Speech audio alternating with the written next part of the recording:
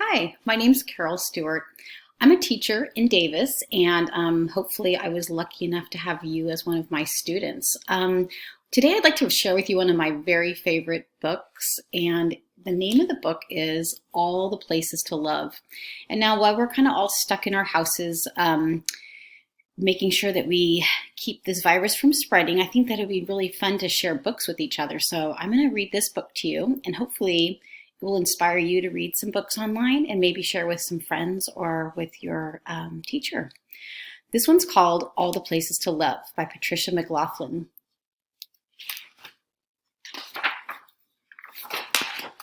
All the Places to Love.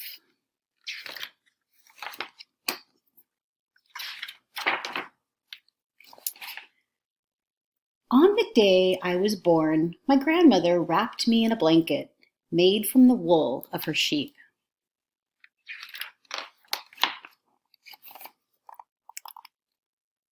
She held me up to the open window so that what I heard first was the wind. What I saw first were all the places to love. The valley, the river falling down over rocks, the hilltops where the blueberries grow.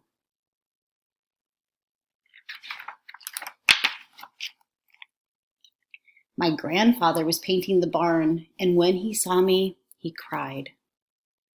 He carved my name, Eli, on the rafters beside his name, and my grandmother's name, and the names of my papa and my mama.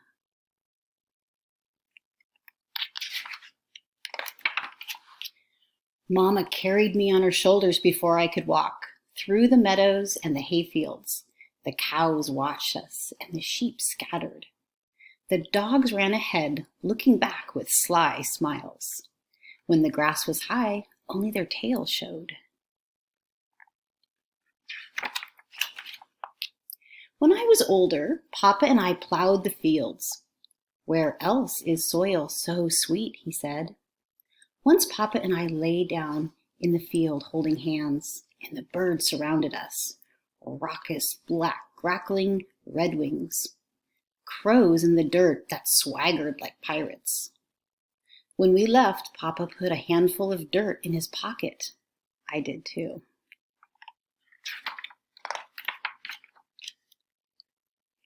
My grandmother loved the river best of all the places to love. That sound like a whisper, she said, gathering in pools where trout flashed like jewels in the sunlight. Grandmother sailed little bark boats downriver to me with messages. I love you, one said. We jumped from rock to rock to rock across the river to where the woods began, where bunchberry grew under the pine needle path and trillium bloomed. Under the beech tree was a soft, rounded bed where a deer had slept. The bed was warm when I touched it. Sorry, I'm having a hard time getting the right picture. There it is. Bed of the deer.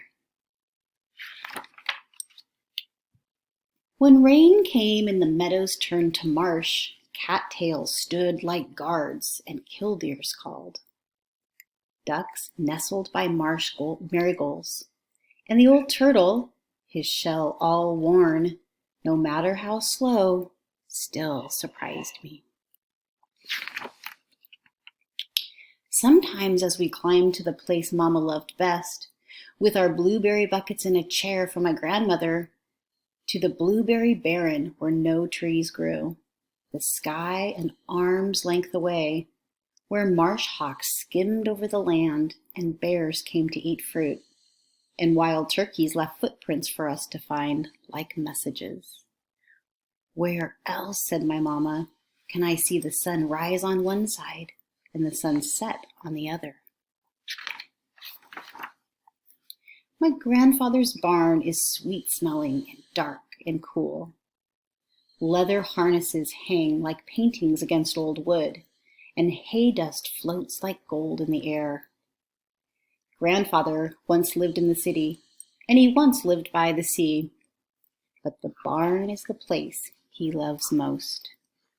Where else, he says, can the soft sound of cows chewing make all the difference in the world.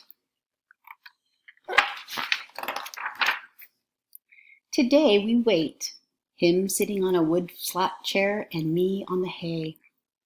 Until much later, my grandmother holds up a small bundle in the open window, wrapped in a blanket made from the wool of her sheep, and my grandfather cries.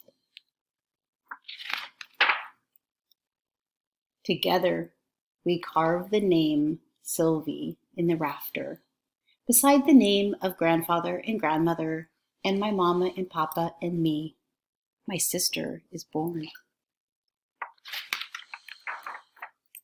Someday I might live in the city, someday I might live by the sea, but soon I will carry Sylvie on my shoulders through the fields. I'll send her messages downriver in small boats, and I'll watch her at the top of the hill, trying to touch the sky. I'll show her my favorite place, the marsh, where ducklings follow their mothers like tiny tendrils of leaves.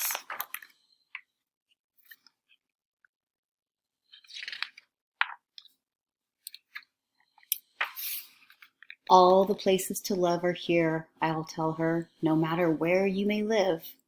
Where else, I say, does an old turtle crossing the path make all the difference in the world? There's so many parts of this book that I just love. I just like the peacefulness. It makes me excited to get outside and look for the beauty, the simple things out there. Right now in Davis, everything is blooming, so I hope that you'll take a moment and take a deep breath and then just go outside and listen and look and see all the beautiful places for you to love. I hope you enjoyed this book as much as I love it. Take care.